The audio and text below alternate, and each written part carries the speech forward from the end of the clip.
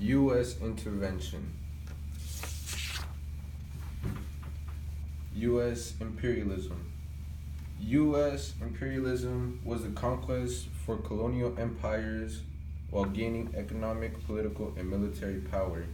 The U.S. wanted commercial and business interests to spread their beliefs and systems, such as trade, new resources, military, prestige, religion, and also it encouraged survival of the fittest.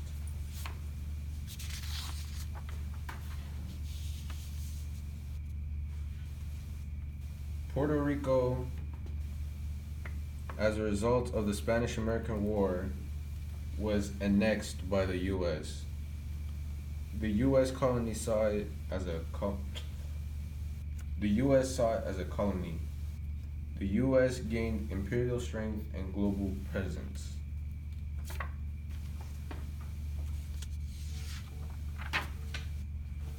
After the Puerto Rico's annexation, they passed the Foraker Act, which gives Puerto Rico a self-government and U.S. citizenship. Jones Act was passed in 1917 to make U.S. citizens and ships to enter the ports and make things more profitable.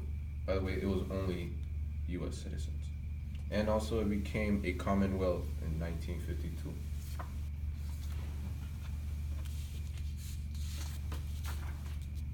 Cuba. Cuba is a country relatively close to the United States. Being less than 100 miles away, it was a big interest for the United States. As a result of the Cuba's war with the Spanish, the United States decided to help out the government by sending a warship. This warship was called the USS Maine, and sadly, it was attacked, causing the deaths of nearly 100 Americans. This caused the American entrance into the Cuban War and led to the Cubans' independence. One of the main reasons America was actually interested in the Cubans was its rich supply of sugar, as you can see right there.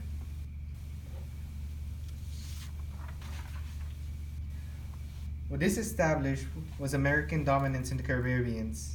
It also established the Banana Republic, which is Americans' interest in other countries, causing the workers and the people themselves to be treated in harsh conditions and by cruel dictators. This caused a domino effect, as you can see, causing the Americans' interest into other countries to suffer the same fate as Cuba did. In 1916, the U.S. government took over the Dominican Republic because of the unstable political situation that prevented the Dominican Republic from paying off the debts they owed. They invaded them to restore order. They then occupied the territory for 8 years until a new government took over in 1924.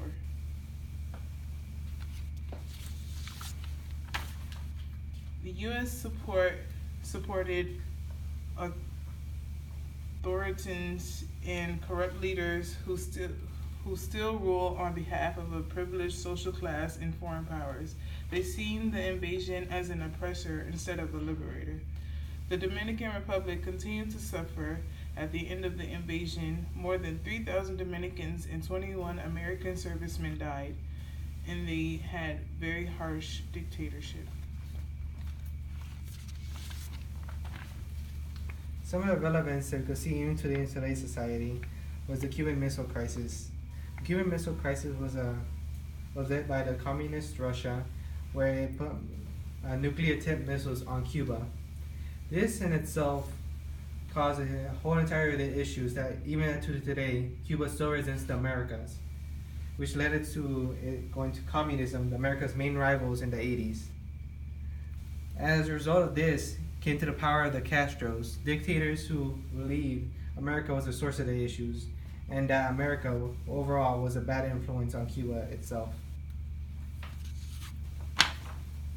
And as you can see here, it's another example of Cuba.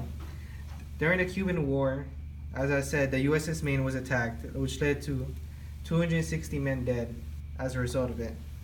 Something called yellow journalism affected how the U.S. citizens interpreted these issues.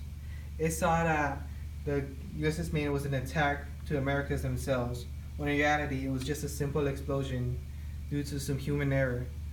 But as journalists back in America, they made it seem as it was a terrorist attack. This caused for many Americans to feel that it was the Cubans or the Spaniards and that they needed vengeance. But in reality, it was no one's fault. Thank you.